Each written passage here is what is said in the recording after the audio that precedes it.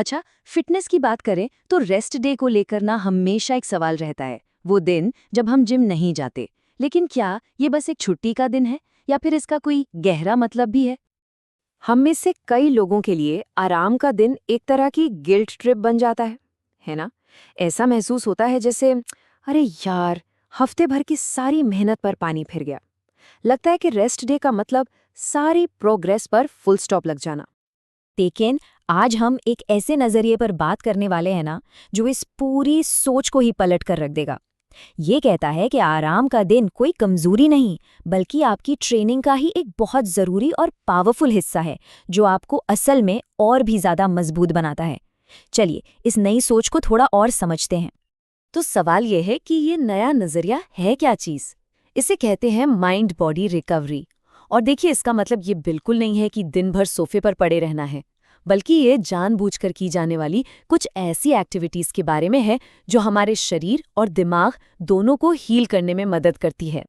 और इन दोनों में ना जमीन आसमान का फर्क है।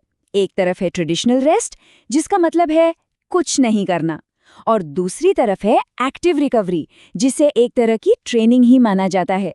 ये कोई ऑप्शनल चीज नहीं, बल्कि एक जरूरी प्लान की हुई एक्टिविटी है। ठीक है, सुनने में तो ये सब बहुत बढ़िया लग रहा है ना? लेकिन असली सवाल तो ये है कि भाई इसे प्रैक्टिस में कैसे लाएं? अच्छी बात यह है कि इस सोर्स में क्या के बाद कैसे का जवाब भी दिया गया है, और वो भी एक बहुत ही आसान से रूटीन के साथ। तो इसके लिए एक बहुत ही सीधी साधी दिनचर्या बताई गई है, जिसका नाम है आज की रूटीन। ये साफ साफ कहती है कि आज कोई भारी भरकम वर्कआउट नहीं है। आज का पूरा फोकस सिर्फ मन और शरीर की रिकवरी पर है। और ये रही वो दिनचर्या। और देखिए ये कितनी आसान है। सिर्फ 5 मिनट की गहरी सांसें जो हमारे नर्वस सिस्टम को एकदम रिलैक्स कर देती हैं। फिर 10 मिनट का एक हल्का योगा फ्लो, जिससे शरीर में लचीलापन और ब्लड सर्कुलेशन बढ़ता है। 5 मिनट का ध्यान, दिमागी शांति के लिए। और आखिर में दिमाग को आराम देने के साथ साथ खूब पानी पीना। बस हो गया एक कमाल का रिकवरी सेशन। ठीक है, रूटीन तो समझ आ गया, सिंपल भी है। पर सिर्फ 20 मिनट की ये हल्की फुल्की कसरत, सच में इससे होता क्या है? इसके पीछे की साइंस क्या है? चलिए देखते हैं कि ये छोटे छोटे कदम हमें मजबूत कैसे बनाते हैं। सबसे पहली और सबसे ज़रूरी बात, मसल्स की मरम्मत। जब हम वर्कआउट करते हैं तो हमारी मसल्स में बहुत छोटे छोटे टीयर्स आते हैं, और ये आराम के दौरान ही हमारा शरीर इन टीयर्स को भरता है, जिससे मसल्स पहले से ज़्यादा मजबूत होती हैं। मतलब असली ग्रोथ वर्कआउट के टाइम नहीं, बल्कि आराम करते हुए होती है। कमाल है ना? पर ये सिर्फ शरीर के बारे में नहीं है, दिमाग का क्या? तो देखिए, वो जो गहरी सांसें, योग और ध्यान है ना, ये सब मिलकर हमारे स्ट्रेस हार्मोन कॉर्टिसोल को नीचे लाते हैं। ये हमारी मेंटल हेल्थ के लिए उतना ही जरूरी है जितना कि हमारी फिजिकल हेल्थ के लिए। और असली गेम चेंजर तो ये है, ये रेस्ट डे कोई छुट्टी नहीं है, ये तो अगले वर्कआउट के लिए एक इन्वेस्टमेंट है। जब शरीर और दिमाग पूरी तरह से चार्ज हो जाते हैं, तो अगले सेशन में एनर्जी भी ज़्यादा होती है, परफॉर्मेंस भी बेहतर होती है, और मोटिवेशन भी हाई रहता है।